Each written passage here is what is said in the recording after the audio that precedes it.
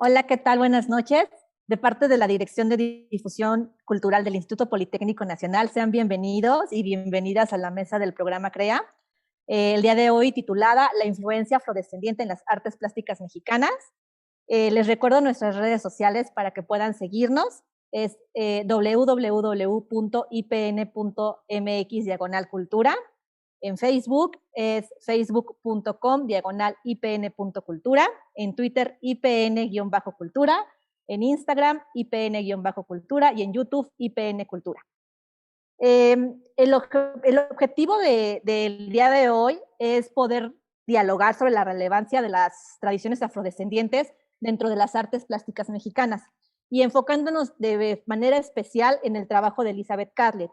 Y bueno, creo que parte importante de tener hoy esta plática y con este marco que tenemos atrás, que es La Bañista Umelca, una obra de gran formato de la maestra Elizabeth Catlett, pues creo que es el mejor escenario para poder iniciar el día de hoy nuestra plática.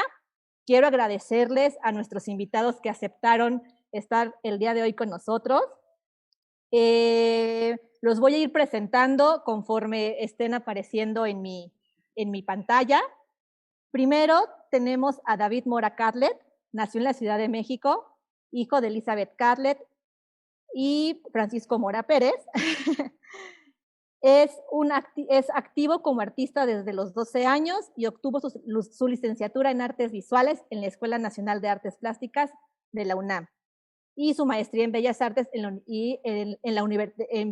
su maestría en Bellas Artes en la Universidad de Nueva York.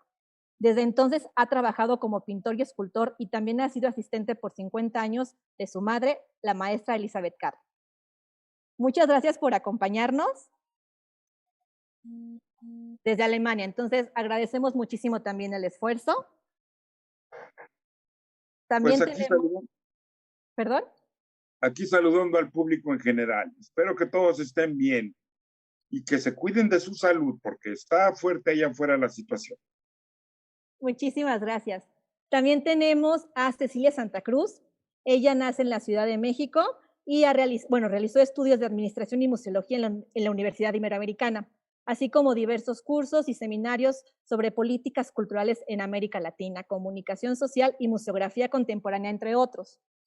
Ha colaborado con diferentes instituciones como la Dirección de Patrimonio Cultural del Instituto Veracruzano de Cultura, el Museo de Arte del Estado de Veracruz y la Dirección General de Promoción Cultural y Acervo Patrimonial de la Secretaría de Hacienda y Crédito Público. Actualmente es coordinadora general del Salón de la Plástica Mexicana del Instituto Nacional de Bellas Artes, cargo que desempeña desde octubre del 2005. Bienvenida, muchísimas gracias. También tenemos a Raciel Rivas, estudió Filosofía, Ciencias Políticas y Maestría en Filosofía Política de la UNAM. Ha colaborado en el Museo Nacional de Arte y Museo del Palacio de Bellas Artes, curador de la exposición Istmo de Tehuantepec, Tratos, Relatos y Retratos para la Secretaría de Relaciones Exteriores, Embajada de México en Madrid en 2019, las embajadas de México en Singapur, Indonesia, Tailandia, Malasia, Filipinas y Vietnam entre 2020 y 2021 a través del canal digital de Diplomacia Cultural. Es director de la Muestra Internacional de Cine del Istmo, con los países invitados Etiopía en su primera edición, Cuba en su segunda edición y Alemania en la tercera edición en 2021. Y también tenemos a Juan Mora, que es también hijo de la maestra Elizabeth Catlett, hermano de David. Y bueno, nosotros estamos muy complacidos de poder contar el día de hoy con todos ustedes para poder dialogar justamente sobre la influencia afrodescendiente en las artes plásticas mexicanas. Más o menos les platico la dinámica que vamos a tener el día de hoy. Tendremos aproximadamente 1 hora 30 minutos para poder dialogar sobre diferentes temas, alrededor de algunos ejes temáticos que iremos desarrollando a lo largo de la plática. Y bueno, la intención es tener esta interacción entre todos, entonces, por favor, sean libres de en algún momento enriquecer los comentarios de todas y todos. Y bueno, tendremos aproximadamente para cada pregunta una ronda de 15 minutos. Entonces, bueno, estaré por ahí apoyándolos con el tiempo para poder hacer fluida esta conversación. Entonces, bueno, de manera general me gustaría hacer una breve introducción, ya que hacer referencia a los rasgos culturales que conforman la identidad nacional es no solamente adentrarnos a una cuestión de lo indígena o lo español, sino también ver la gran influencia de otras cuestiones culturales, la influencia de los árabes, de los chinos, de los africanos, que pues en muchos casos han sido excluidos de la historia oficial. Específicamente la influencia de las culturas africanas, así como la existencia de poblaciones afromexicanas, han sido invisibilizadas. Entonces, si han sido invisibilizadas de la historia oficial, pues también considero que han sido invisibilizadas también de otras manifestaciones, como en este caso la cuestión del arte. Entonces, en este sentido, el primer cuestionamiento que me gustaría plantear es, en el caso particular del contexto de las artes en México, se han generado diferentes discusiones en torno al concepto, al uso del concepto de negritud, afrodescendientes o afromexicanos. ¿Cómo podemos acercarnos al uso adecuado de este concepto? Es importante comentar desde las artes plásticas.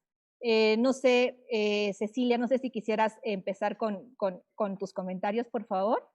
Pues mira, a mí personalmente me gusta el término de negritud porque significa un movimiento de resistencia y de liberación de los pueblos y la reivindicación. Y ese es, bueno, en la historia se sabe que surge en los 30 y surge en África, ni siquiera en América. En América no existía ningún movimiento ni nada. Y a partir de ese gran movimiento, después de mucho tiempo, hasta los años, hasta la década de los 40, que afortunadamente es cuando llega Elizabeth Catlett y cuando se dan estos movimientos también sociales que realiza el movimiento indigenista, donde empiezan a visualizar a los negros. Hay una historia muy interesante que ya lo iremos viendo con calma en la historia de México y que repercute, por supuesto, en la historia del norte.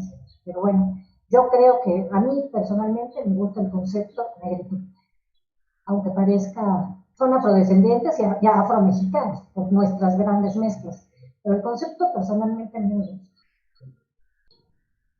Muchas Bueno, gracias. pues, Ay, perdón. pues así fue como empezó toda la cuestión de la bañista olmeca, porque durante los años 50 los antropólogos internacionales habían decidido que los olmecas no era un pueblo negro y que las cabezas olmecas se veían así porque tenían facciones de jaguar. Y había una gran decisión de los antropólogos en insistir sobre este punto. Eventualmente, que no era real lo que estaban proponiendo los antropólogos, y definitivamente la cultura olmeca era una cultura negra que probablemente no se sabía bien, ni se sabe a la fecha de dónde vino, provenía de África. Ahora, para pensar en esos tiempos, trasladar un grupo étnico de África hacia México, por ahí empiezan los grandes misterios, incluyendo el movimiento, dónde consiguieron los monolíticos pedazos de piedra para tallar esas cabezas y cómo hicieron para moverlas allí. Después, ya aproximadamente a principios de los 60, por fin se reconoció que el pueblo olmeca era un pueblo negro y se reconoció en la antropología a nivel nacional. No sé qué tanto se haya reconocido a nivel internacional, pero por ahí empezó la cuestión. Entonces dijo mi mamá, yo voy a hacer una imagen representativa de la gente de los olmecas. Y así empezó la idea sobre la creación de la bañista olmeca. Bueno, Graciel. ¿alguien quiere aportar algo más? A mí me gustaría, pues bueno, abundar, Samantha, y bueno, con todos, sobre el término justo de negritud, del que, bueno, está comentada Cecilia Santa Cruz en un momento que, pues, puede funcionar justo como un modelo de resistencia, como una especie de reivindicación. En ocasiones anteriores habíamos platicado, Samantha, sobre si realmente se debiera decir afrodescendencia, en el caso de Estados Unidos, afroestadounidenses o negros, o sea, ¿cuál sería como la situación? Yo digo que depende mucho del contexto y también habría que revalorar un poco como los pasajes, ¿no? De la conformación de la noción, ¿no? De negritud. Jesse Jackson en su campaña presidencial, ¿no? En Estados Unidos, hizo creo que del término afroestadounidense, pues un uso político, ¿no? Justo era como darle una especial igualdad, ¿no?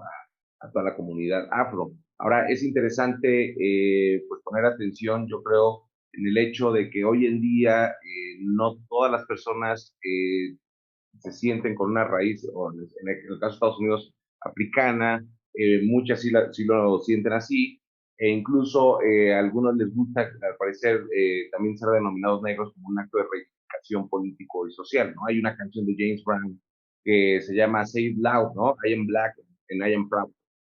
Dilo fuerte, soy negro y lo digo con orgullo, ¿no? Entonces, creo que también depende mucho, esto es un tema sensible en el sentido en el que creo que si uno no es afro, uno no es negro en este sentido, no tiene las raíces o se considera así, creo que cuando uno tenga que acercarse al otro, no tiene que contemplar justamente un respeto de antemano, ¿no? En el sentido de poder acercarse con eh, pues, la disposición a preguntar, ¿no? Cómo quiere ser llamado. Entonces creo que muchas veces de cómo, o sea, cómo llamar, ¿no? Cómo denominar a alguien, depende no solamente de nosotros, ¿no? O sea, de los que tenemos el cuestionamiento, sino lo que las personas también te digan, ¿no? O sea, uno tiene la obligación creo que de preguntar, es decir, cómo te consideras, ¿no? Porque puede ser que uno los contemple como afro-mexicanos o afroestadounidenses, pero quizás ellos ni siquiera ya se consideren con ascendencia africana, ¿no? Si no se consideran simplemente estadounidenses o simplemente mexicanos, ¿no? Entonces es un tema de Graciel, las fronteras de la identidad, ¿no? Cómo se desdibujan, cómo se conforman, cómo se van Graciel, manifestando de manera diferente a través del tiempo, ¿no? Entonces, creo que por ahí. Graciel, aquí tenemos otra vuelta el mismo punto y vamos Sí, de nuevo a la misma época, los 60s. sí, En los Estados Unidos antes de los 60s, desde el periodo de la esclavitud, que fueron los negros traídos desde África, sí, siempre había habido una tendencia colonialista a ver a las personas negras como unos seres inferiores, no exactamente seres humanos, más bien como animales. Entonces, la denominación que se tenía para los negros, hasta vamos a decir, los 60 precisamente, era la palabra negro. Y para el despectivo se usaba la palabra nigger. Pero lo curioso del caso es que la palabra nigger es negro en alemán. Entonces los negros dijeron, yo no soy ningún negro, yo soy negro. Entonces empezaron con que ellos eran black. Todo esto se sigue llevando hasta no sé cuándo, tú lo dijiste, Jesse Jackson, y ahí empieza a aparecer el término afroamericano, que es lo que se está usando actualmente en día. Pero aquí viene la pregunta interesante. Si los negros son afroamericanos y los asiáticos son asiático-americano, ¿por qué los blancos no son europeo-americano? Y ahí te puedes dar cuenta, o se puede ver claramente, que la idea colonialista, que es la que promueve ser superior a otro, le puedo quitar todo lo que él tiene para poderlo robar a gusto. Esa idea colonialista sigue siendo un problema dentro de la sociedad, principalmente de los Estados Unidos, que es básicamente su base es inglesa, o sea, británica. Lo puedes ver en todos los lugares donde los británicos con su imperio tienen ahí grande influencia, como Sudáfrica o Australia, siempre tienen, o la India, siempre tienen este problema de la mezcla. El mexicano no es así. El mexicano, desde el principio, siempre le encanta mezclarse con todo el mundo. Aparte que él muestra una curiosidad insaciable por diferentes culturas, diferentes formas de hacer las cosas. Eso es clásico del mexicano. Desafortunadamente, en los Estados Unidos no es así. En los Estados Unidos es una cosa diferente, me da miedo, entonces la tengo que destruir. Pero ese ya estamos pasando a otro tema, porque eso no es México, eso es Estados Unidos. México es, todo el mundo es bien curioso al respecto de todo. Sí, claro. Juan, ¿quieres comentar algo? Decía que también hay muchas migraciones a México de gente originalmente que fue extraída de África por los barcos de esclavos, ¿no? Y que llegaron como directo e indirectamente a Estados Unidos, porque cruzando la frontera eran libres, con México se había abolido la esclavitud. De Cuba vinieron muchísimos también. También los españoles trajeron gente africana. Y curiosamente, los conquistadores también había gente de extracción africana, ¿sí? Había un conquistador negro por ahí. Entonces, y digo que la historia de México pues, está ligada también a esta cultura afro desde, pues, bueno, si lo de los olmecas es cierto, pues ya varios milenios, ¿no? Pero por lo menos en lo que es la historia del México colonial e independiente, ya han establecido aquí raíces muy importantes, ¿no? Toda la relación con Cuba, por ejemplo, ¿no?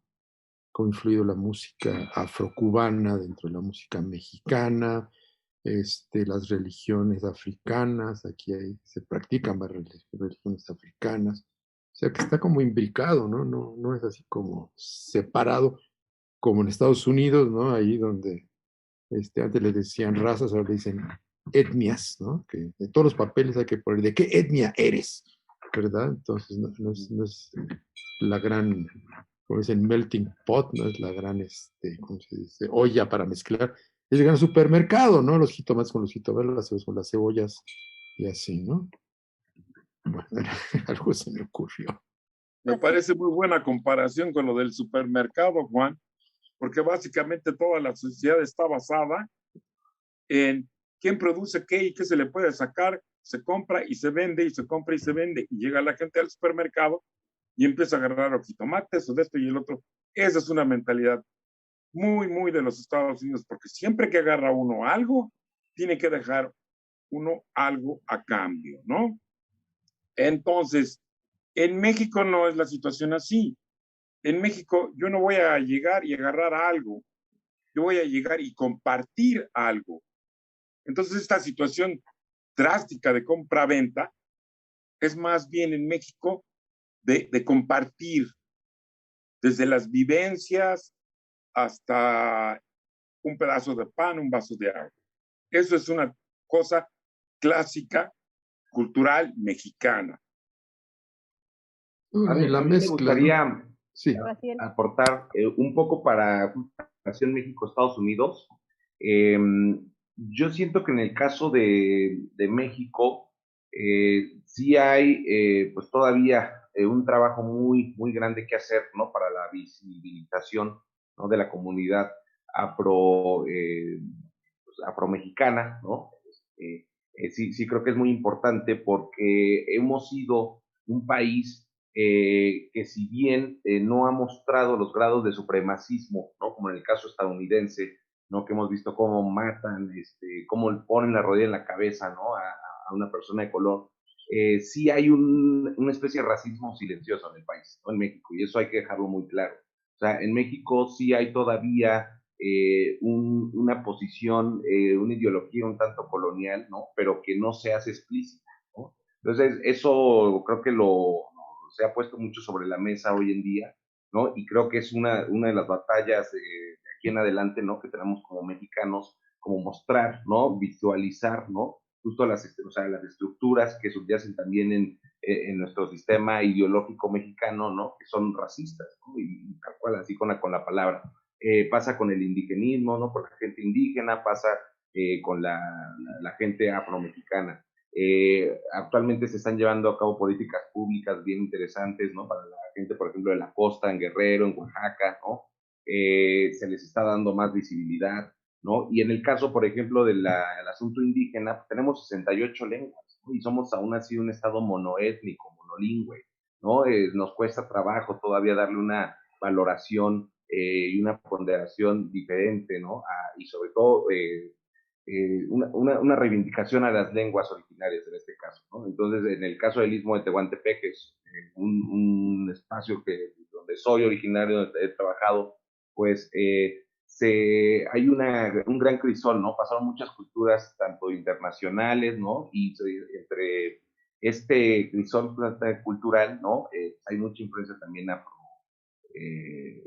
afro, ¿no? O sea, que ya se volvería afro-mexicana, ¿no? Que se puede desplazar hacia la costa, pero aún así, ¿no? Hay matices, justamente hay matices de una mentalidad colonial del racismo que no deja ver, que no le da la valoración, creo que, adecuada, pues bueno, a la producción cultural, ¿no?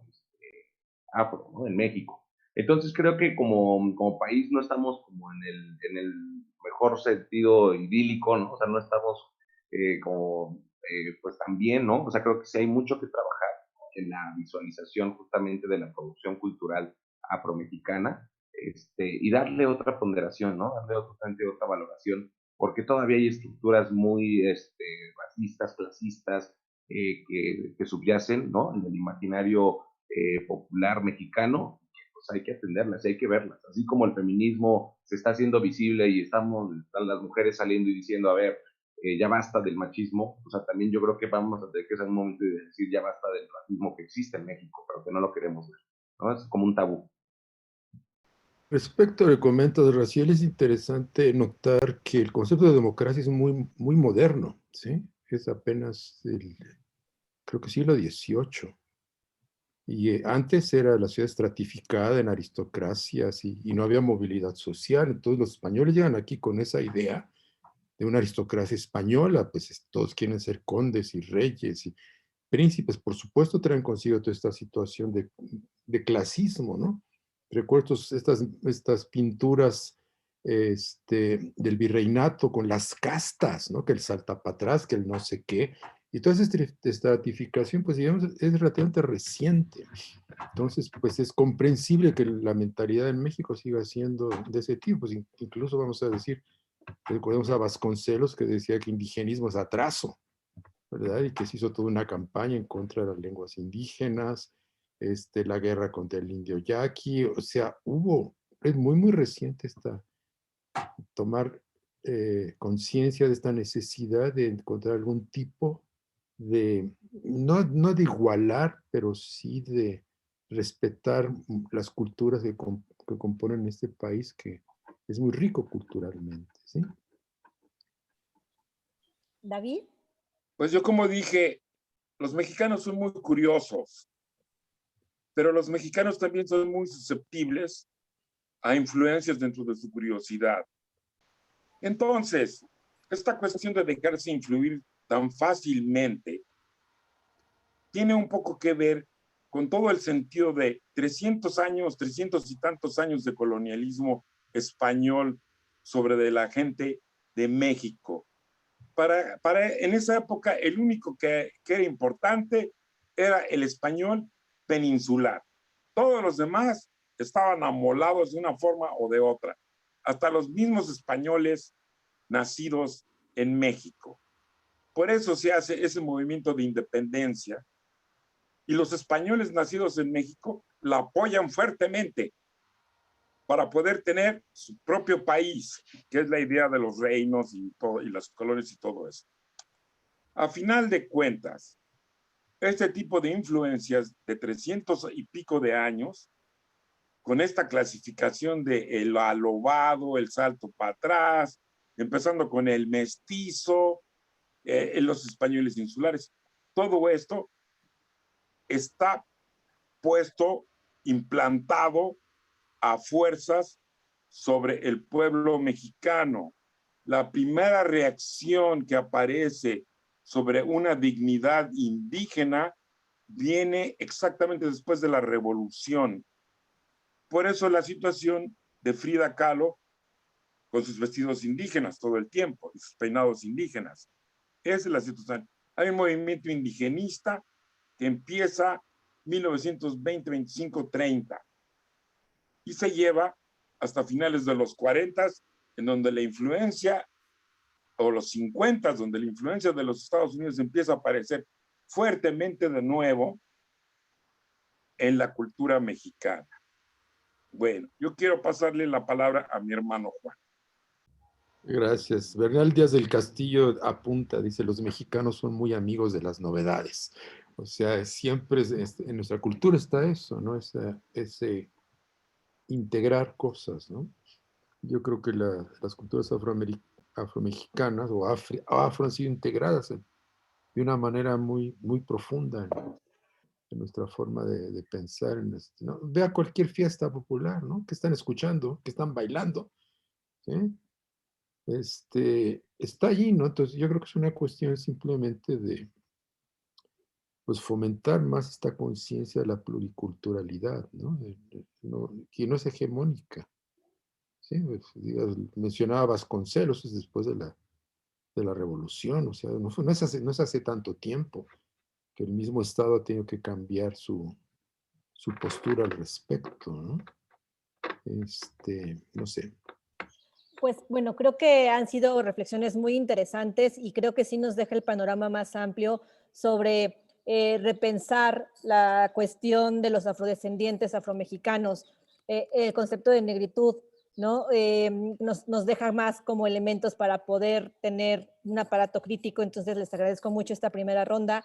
Ahora, por ejemplo, haciendo un poco este enlace con las cuestiones de afrodescendientes, y las influencias que tienen, ya lo platicamos, ¿no? En la música, en muchas de nuestras actividades cotidianas, pero sí me gustaría centrarme ahora un poco más en la influencia que hay en las artes plásticas de manera específica. Entonces, Cecilia, no sé si nos podrías ahondar un poco en esta temática, por favor.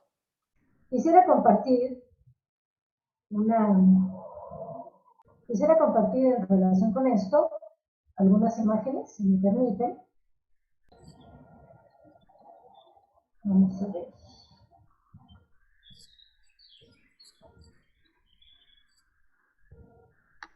Ah, sí, ahora veo. Ya ves.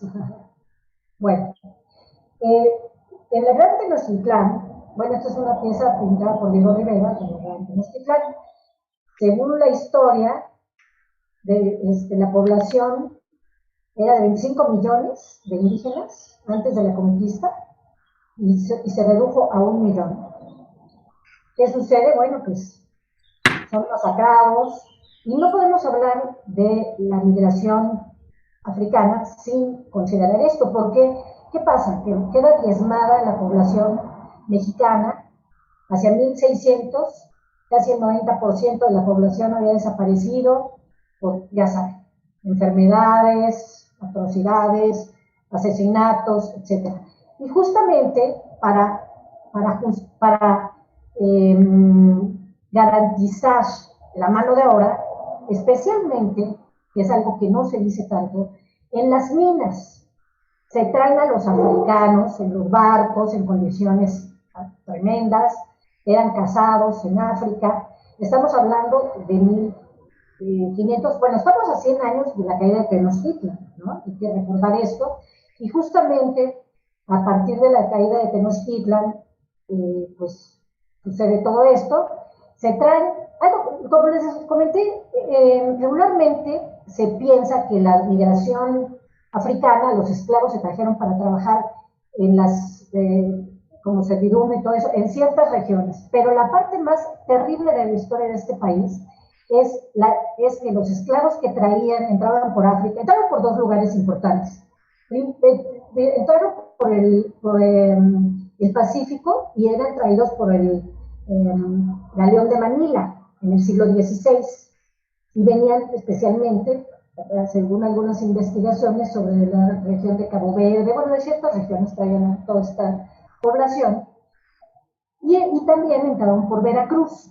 Hay una zona en Veracruz, en la zona Córdoba-Orizaba, donde subastaban a los esclavos. Eran así subastados y los más fuertes, los más poderosos, se los llevaban a la zona minera del país en condiciones terroríficas porque morían muchísimos. Esta es una historia que se conoce muy poco porque justamente se los llevaban a Tasco, a todas estas regiones, Zacatecas, Fresnillo, Sombrerete, Real de 14, eran las zonas de Pachuca, Estado de México, Guanajuato, Zacatecas, bueno, ahí es donde se ha investigado muy poco, porque no sobreviven, estamos hablando de 1500, ahí dice, en 1545 empieza esta subasta para las zonas mineras, es muy importante porque la gente ubica a los afrodescendientes en las costas, en Veracruz, etc. Y justamente aquí hay una gráfica muy interesante, que en 1570, fíjense nada más lo interesante de esto, en 1570 había una población europea de 6.600. La población africana era 20.000 y la indígena 3 millones. ¿Qué sucede acá? Pues la primera resistencia es el mestizaje. Se empiezan a mezclar, obviamente, pues menos europeos, ¿no? Desde entonces, desde 1570 ya hay mestizaje. Entonces, ya somos una mezcla, por eso hablar de afrodescendientes, pues es muy difícil, porque por sí ya la población europea venía mezclada, incluso venían africanos, venían gente de la India, venían gente de todo el mundo, en la misma población europea, no eran solamente españoles. Estamos hablando ya de los conquistadores. Entonces, traen a 20.569 africanos. ¿Qué sucede? Se mezclan con los indígenas, y entonces, pues creo que es la primera resistencia, porque cuando se mezclaba un negro con una india, el hijo ya era libre, ya no era esclavo. Entonces, obviamente, pues empezó a mermar el mercado de esclavos. Fíjense cómo en 1646, cuando se da el auge de la minería, es cuando traen a más esclavos, porque obviamente lo que decían es que un esclavo negro hacía el trabajo de 3 indígenas, pero además los indígenas no estaban acostumbrados a esos tratos, además ya habían acabado con la población indígena, había muy pocos indígenas, bueno, o americanos, etc.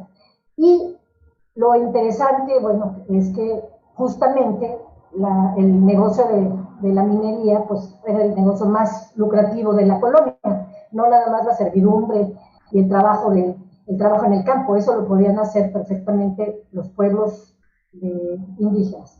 Y por supuesto que entonces en todo este proceso pues se da para justificar, pues empiezan a comentar que se prohibió el matrimonio, porque como hubo mestizaje, pues ya no era negocio.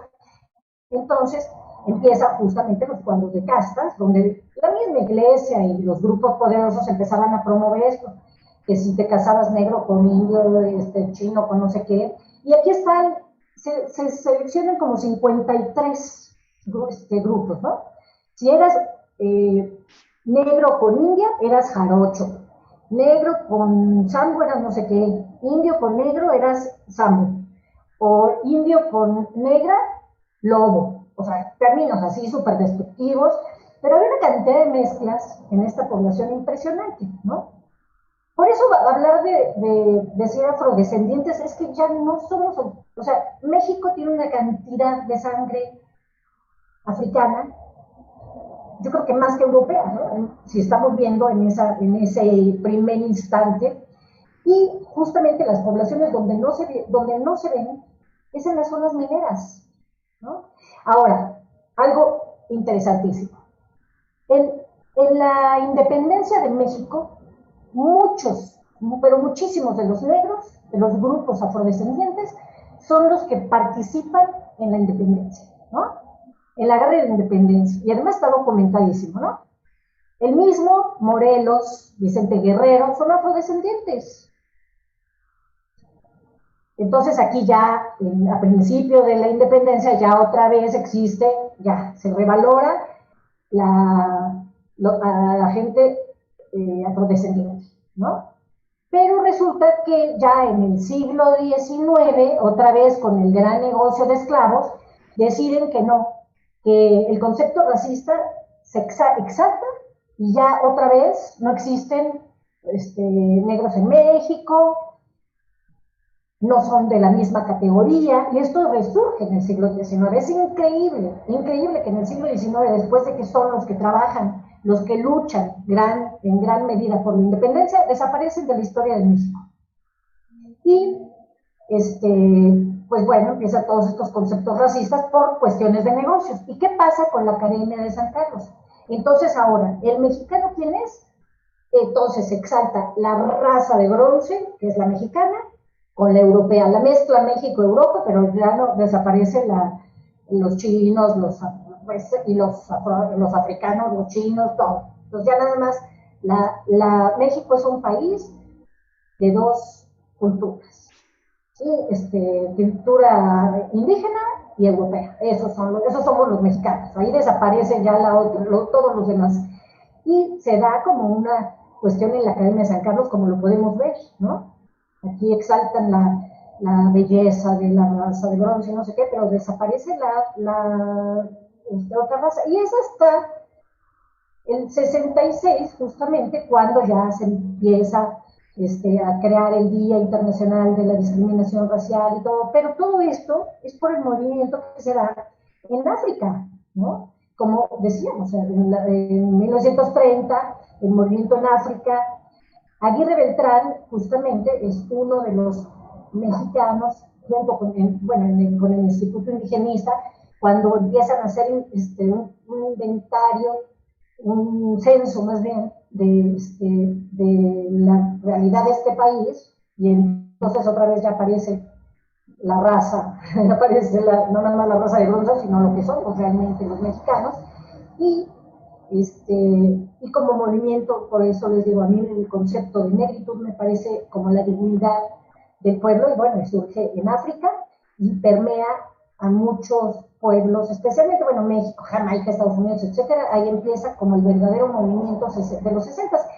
Y en ese contexto, Elizabeth Catlett llega a nuestro país en los 40, ya la familia nos contará muy bien, pero yo creo que Elizabeth Catlett es una parte fundamental en, la, en el resurgimiento y identificación y dignificación del pueblo, de los grupos afrodescendientes, porque ella, que llega en el 40, aquí tenemos un poco, llega en el 47 a México, se integra al taller de la gráfica popular, y entonces, bueno, pues aquí tenemos ya los artistas mexicanos retoman la estética bueno, a partir de la revolución inicia la estética del indigenismo, ¿no? Pero justamente creo que Elizabeth Catlett es una parte fundamental para recuperar también nuestra parte, la estética de la negritud. Hasta ahí. Muchísimas gracias, Cecilia. No sé, Raciel, ¿tendrías algo que comentar de esto? Tu micrófono.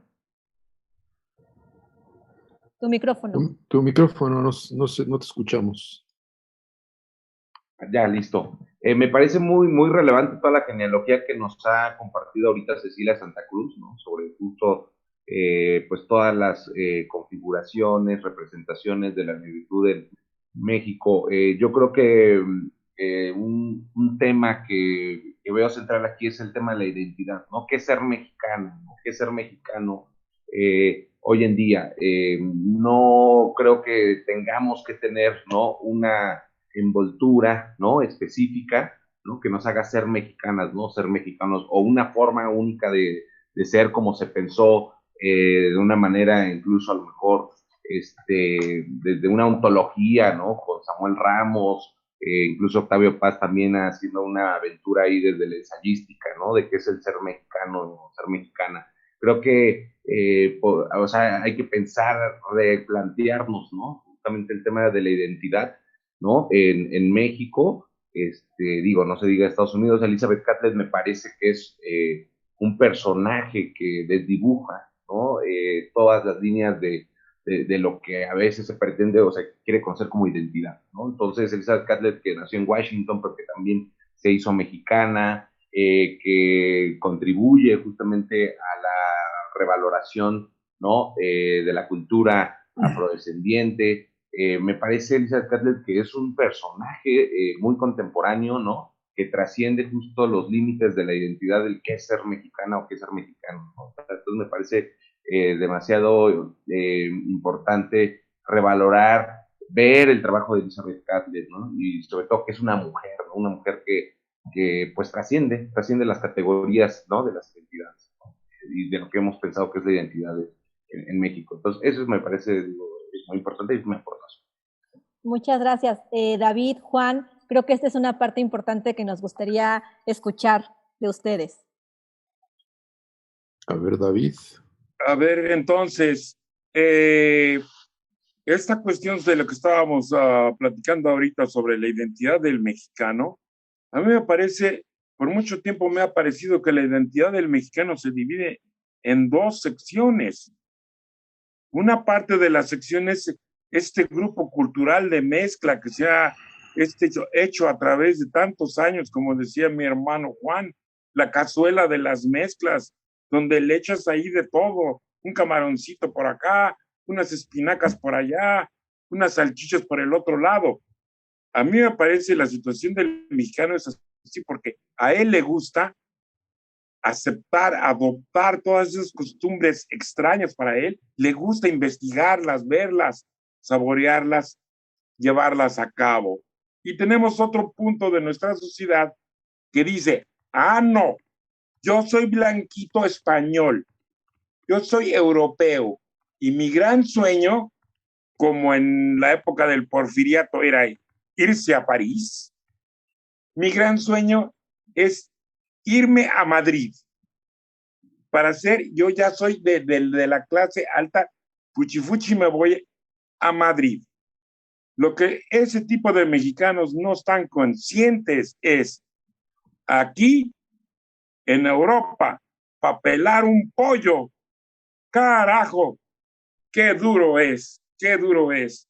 Y aquí en Hamburgo, yo conozco mucha gente que son de Polanco, de las Lomas, que viven acá, pero aquí eso de la aristocracia europea, de que yo soy de Polanco, de las Lomas, aquí se les quita, porque aquí lo que son mexicanos, y aquí el que rige es el alemán güeyito que dice, ¿sabes qué?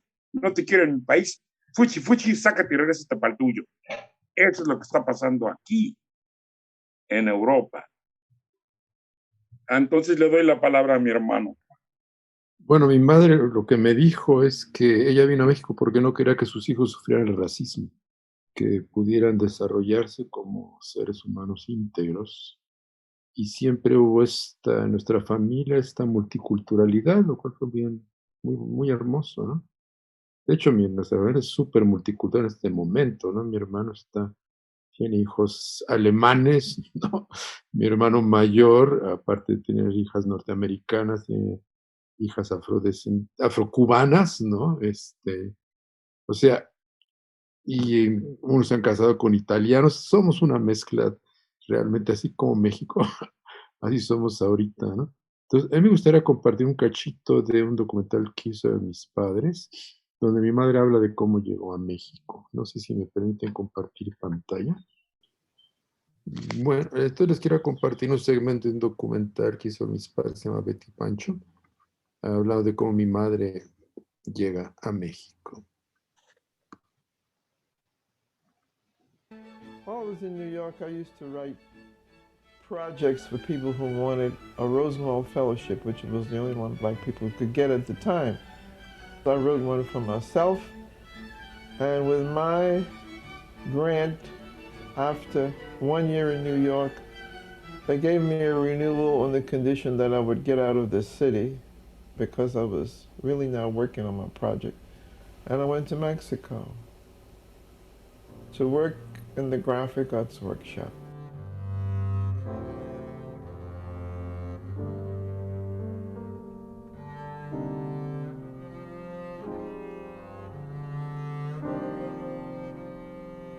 There was an emphasis in the taller on the problems and life of Mexicans. Working people, peasants, students, and others, whoever came, with problems on Friday nights when we had meetings. This was the main purpose of the workshop.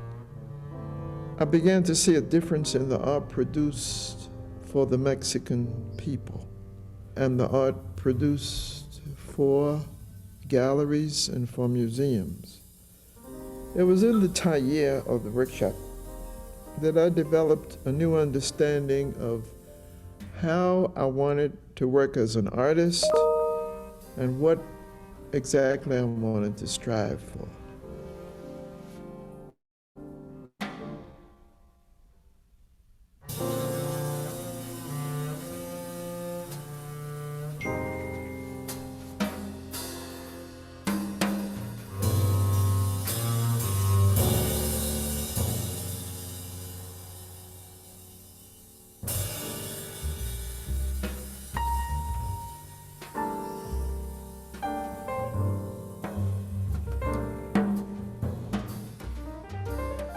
My proposal was a series of prints, paintings, and sculpture on Black women.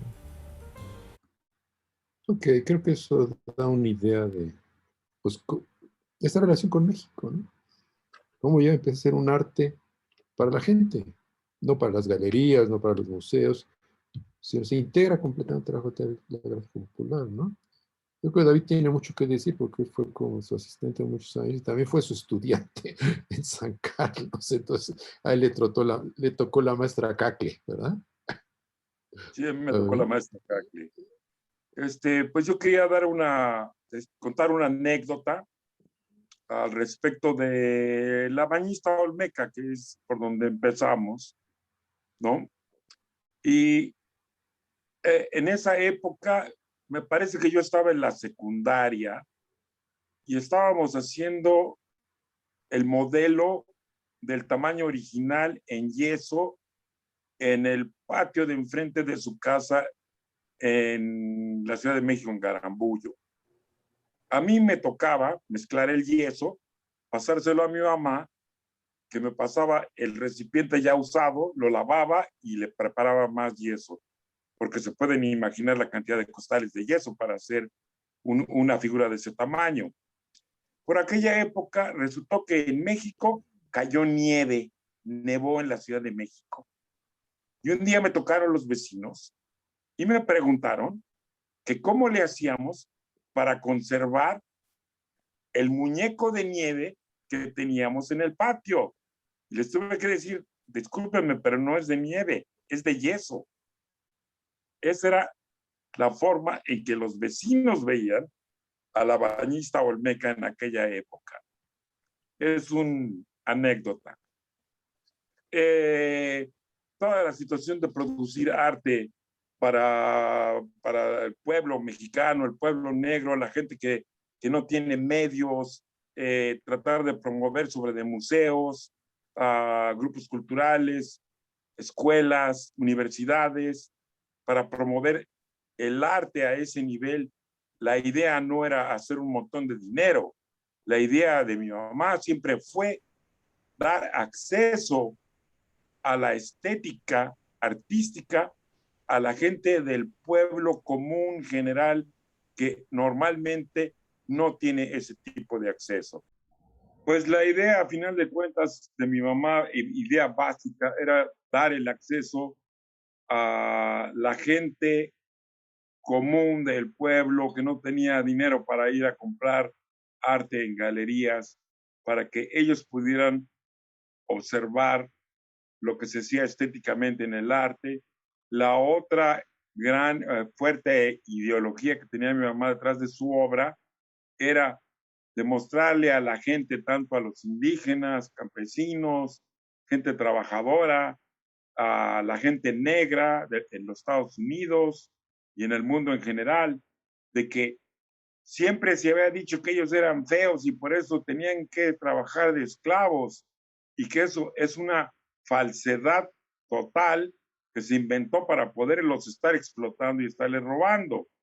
Entonces salió el tema negro es bello y sobre ese trabajo se difundió mucho. La otra cosa que fue una de las misiones de nosotros, con el trabajo de mi mamá, fue dar un ejemplo a las mujeres, tanto negras como mexicanas, como las que sean, de que aunque sea en la jerarquía de las partes más abajo, no necesariamente tiene que ser así, que sí se puede, con trabajo y esfuerzo, salir de esta situación y demostrarle al mundo que la situación es, la realidad es otra. Entonces, a final de cuentas, mi mamá se... Bueno, no sé si mientras recuperamos el audio de David, no sé si Raciel o Cecilia quisieran comentar un poco más sobre la maestra Catlett y, bueno, su influencia en las artes plásticas.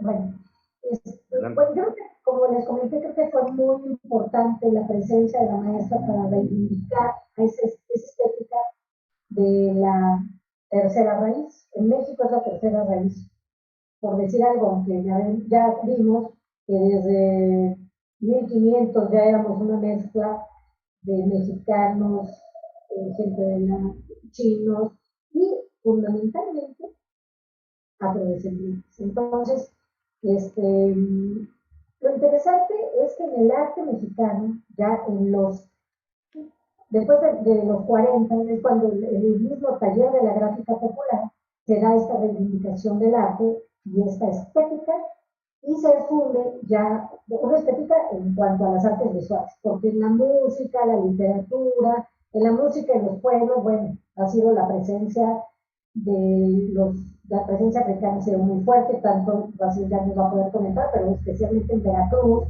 pues la mezcla es obvia, ¿no? El son jarocho, toda esa influencia de los pueblos africanos en la memoria histórica, especialmente de Veracruz, que continuó gracias a la resistencia también de Yanga y de gente de esa región, también como en Guerrero, en Oaxaca, en todas las otras zonas que, pues Brasil tiene mucho más información en relación con esa estética. Entonces, a ver, Brasil.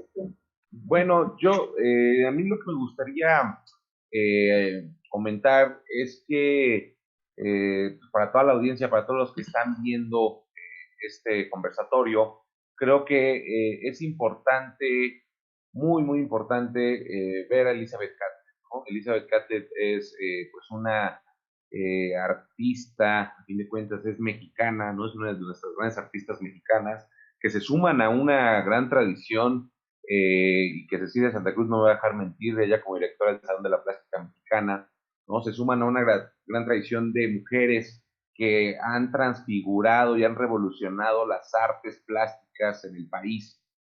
Hablamos de mujeres como Aurora Reyes, ¿no? Como pues, o sea, distintas pintoras, ¿no? Rina Lazo también, ¿no? Una gran muralista que, pues, si bien no era mexicana, había nacido, vivió aquí en México, ¿no? Y su producción se hizo desde México. Entonces tenemos a muchos, ahora sí que artistas, ¿no? Que representan sobre todo como la plástica, la iconografía, y pues un discurso en ese sentido también revolucionario, ¿no? Lo que hace Elizabeth Catlett es pues también poner sobre la mesa el tema del racismo en Estados Unidos, ¿no? Y también, pues bueno, en el caso de México, pues bueno, a través de sus representaciones, de sus iconografías, pues nos hacen pensar un México no visibilizado, ¿no? Entonces, eso es lo interesante, yo creo, en la gran aportación de Elizabeth Catlett, ¿no? Es una mujer que se adelanta sin duda a su tiempo, que sale, como yo lo decía anteriormente, de las líneas, ¿no? De las configuraciones de la identidad, de lo que es ser mexicano, pero también era qué es ser mujer, ¿no? En esa época. Entonces creo que Elizabeth Catlett es un gran referente, ¿no? De la plástica mexicana, porque sí, nació en Washington, pero también se hizo mexicana. Incluso, pues bueno, termina su labor, ¿no? Te entendido, plástica, ¿no? Aquí en México. Entonces creo que hay que revalorar, ¿no? Nuevamente a las artistas mexicanas y sobre todo en este caso a Elizabeth Catlett como una gran pues creativa, ¿no? Que generó puentes, ¿no? Y que sobre todo puso un discurso muy interesante, muy importante, que es el discurso sobre qué es la negritud. Y no solamente para el tema de Estados Unidos, sino también para el tema en México, ¿no? Que además está muy, muy actual, ¿no? Es un tema que apenas está tomando nuevamente entre las manos, ¿no? Que actualmente ya las políticas públicas empiezan a darle visibilidad pues al tema de la afrodescendencia, ¿no? En México, pero hay que voltear a ver a Elizabeth Catlett. Elizabeth Catlett ya lo había hecho, ¿no? Años atrás, ¿no? Y en ese sentido es revolucionaria, Elizabeth.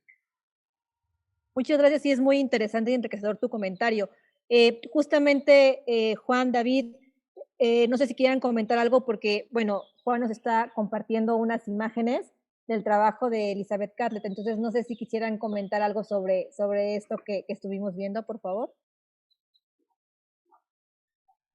David, ¿ya podemos escuchar? Sí, creo que ya puedo escuchar, ya me pueden oír. Ok.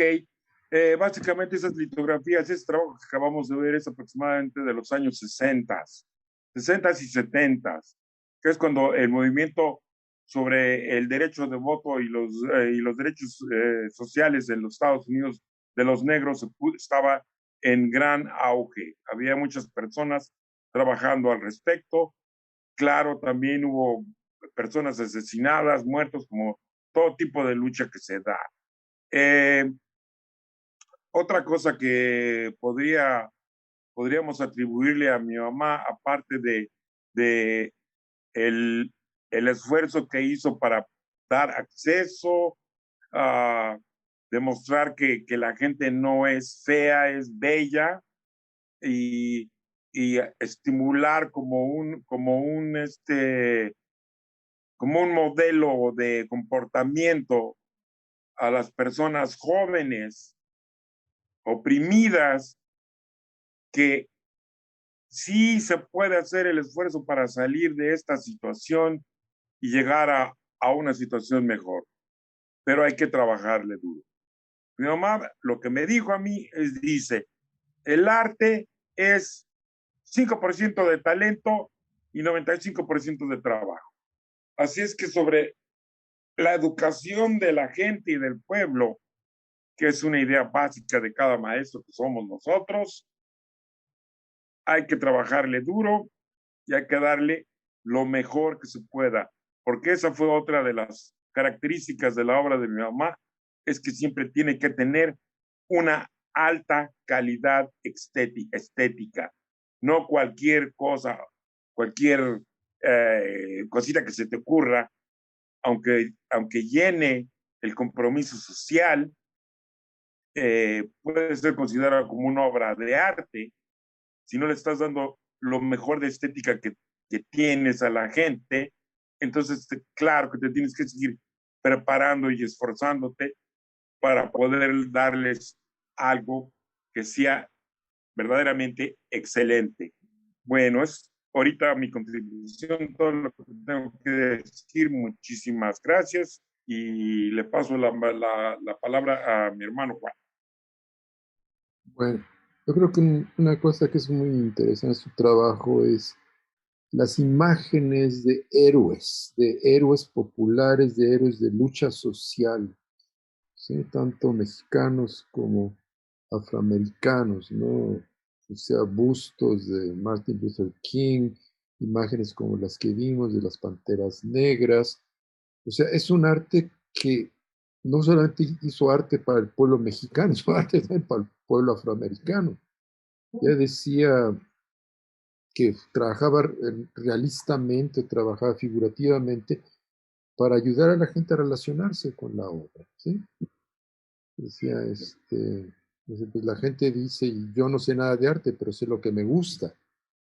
Entonces, este hecho de hacer un arte figurativo, porque también trabajaba la forma abstracta, o sea, la utilizo para poder reforzar la forma figurativa, ¿no? Incluso vemos esos elementos de estructura más hacia la abstracción en muchísimas esculturas, en las formas, ¿no? Y una cosa que era maravillosa es que muchos escultores Trabajos en un solo medio, ¿no? Escultura en madera, escultura en metal, ella hacía todo, ¿sí? Trabajaba, y también a nivel gráfico, a nivel de litografía, grabado, dibujo, era como una artista muy, muy completa. Yo creo que eso fue también muy nutritivo para sus estudiantes, ¿sí? A mí algo que me gustaría aportar es que la maestra Catlett, bueno, en un principio, como les comenté, aporta a la estética esta, bueno, del pueblo mexicano, esta tercera, nuestra tercera raíz. Y algo fundamental también es que ella forma a una generación muy importante de escultores. Era mujer, imagínense que es mujer negra, escultora en la academia, bueno, fue algo verdaderamente fuera de lugar. Le costó mucho trabajo, como me comentaban también los hermanos, tener su lugar como maestra incluso en la academia, y formó a grandes escultores mexicanos con una visión muy diferente, con una nueva estética, con un nuevo sentido de la escultura, de los materiales. El mismo Armando Ortega, que fue uno de sus discípulos, reconoce, ¿no?, la labor de la maestra en varias generaciones de escultores en México. Bueno, y yo creo que ya para ir cerrando y ya con esta ronda, me gustaría escuchar sus comentarios finales.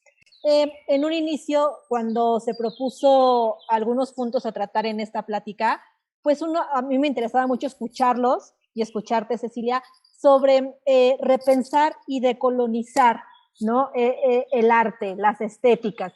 Creo que a lo largo de esta conversación, pues se han tocado mucho esos temas, ¿no? De que, digo, escuchándolos, por ejemplo, a Juan y a David, un poco de esta idea de lo negro es bello, el mostrar justamente en los trabajos de Elizabeth Catlett estas otras estéticas, pues yo creo que más bien, si la pregunta estaba enfocada a ustedes, ¿qué opinan sobre decolonizar el arte y las estéticas? Yo creo que Elizabeth Catlett es lo que estaba haciendo, ¿no? O sea, mostrar justamente todas estas diferencias que conforman lo bello, que conforman también esta mexicanidad, ¿no? A través de su experiencia aquí. No sé si a partir de esto y sumando a lo mejor algunos otros comentarios quisieran ir concluyendo algunos puntos. Bueno, yo quiero decir algo. En una exposición que hicimos en un auditorio, lo que yo dije fue que el trabajo no está terminado, no hemos completado a la meta a la que queremos llegar.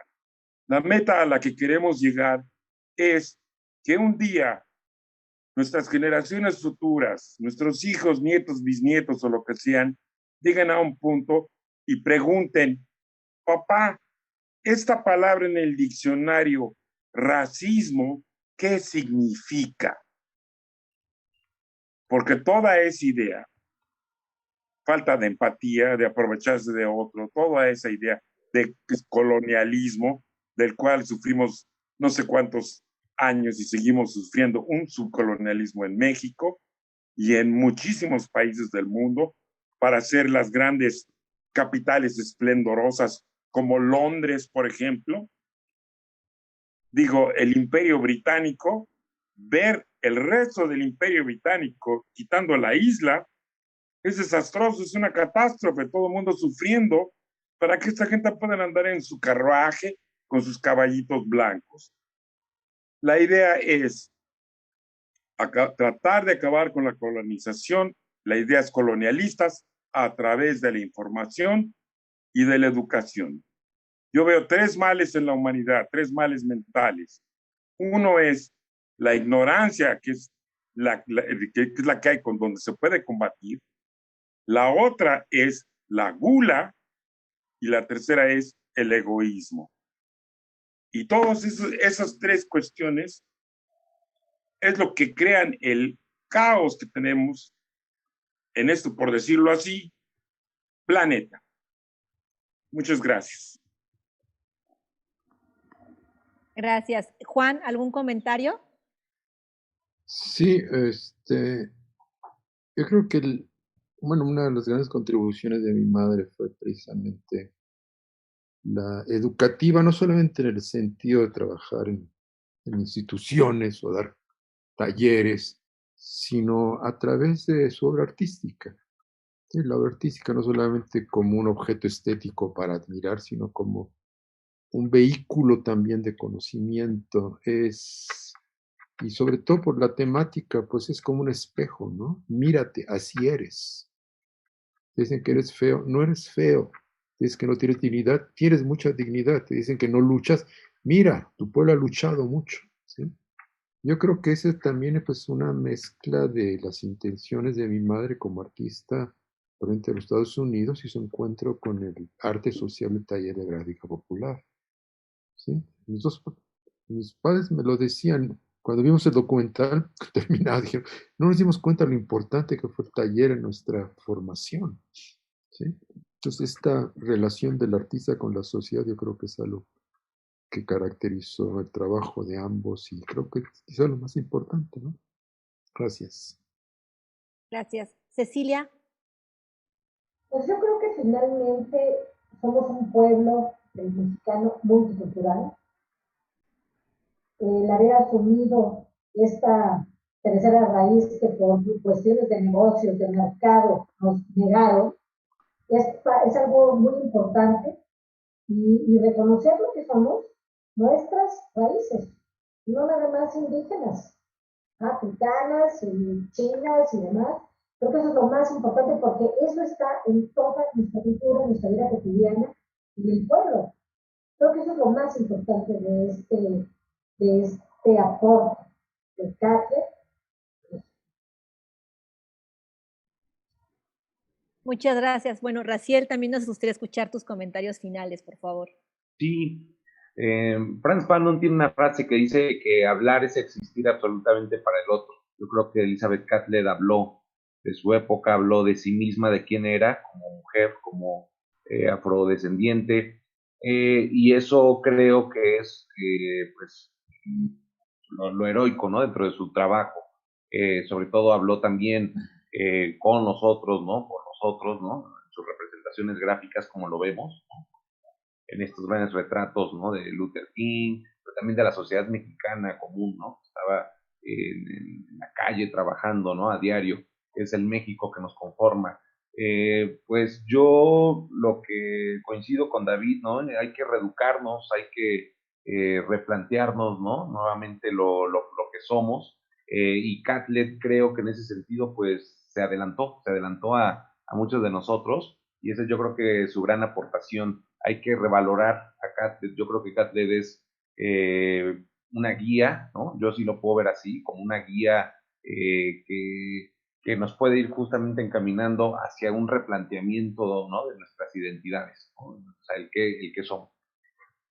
Y pues bueno, en ese sentido, pues yo hago un exhorto, ¿no? A todas las personas, ¿no? A todas las mexicanas, mexicanos que pues revaloremos la persona, la praxis política, porque hay una praxis política de colonialización en tu obra, ¿no? Que valoremos justamente a Elizabeth Catlett, que le pongamos atención, porque es la que yo creo que nos puede salvar, ¿no? De un mundo colonial y racista.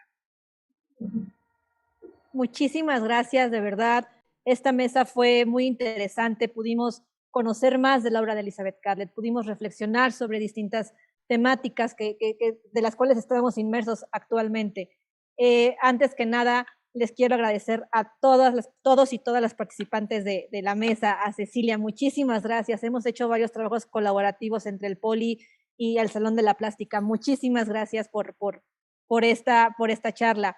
Raciel, muchas gracias por tus comentarios y por aceptar estar con nosotros. Y pues principalmente, muchas gracias a Juan, a David, por aceptar estar con nosotros, por compartirnos todos los materiales, todas sus experiencias y bueno, y todas sus vivencias, que creo que eso es lo que más enriquece y lo hace más cercano para todos los que los escuchamos y los que nos van a escuchar. Bueno, a nombre de la Dirección de Difusión Cultural del Instituto Politécnico Nacional, les agradezco muchísimo. a todos los que también, a los que nos están viendo el día de hoy. También agradezco a Arturo Figueroa, que nos estuvo ayudando aquí en las cuestiones técnicas, al Departamento de Diseño y Medios de Difusión de la Dirección de Difusión Cultural, y a Miguel Quintero, que también nos ayudó a coordinar este tipo de proyectos que creo que enriquecen mucho la actividad del instituto. Muchísimas gracias y bueno, nos estaremos viendo en otra ocasión. Hasta luego, gracias. Bueno, gracias a Hasta luego. ustedes también. Gracias. Hasta luego. Gracias. Gracias. Adiós. Oh, Bye. Bye. ah.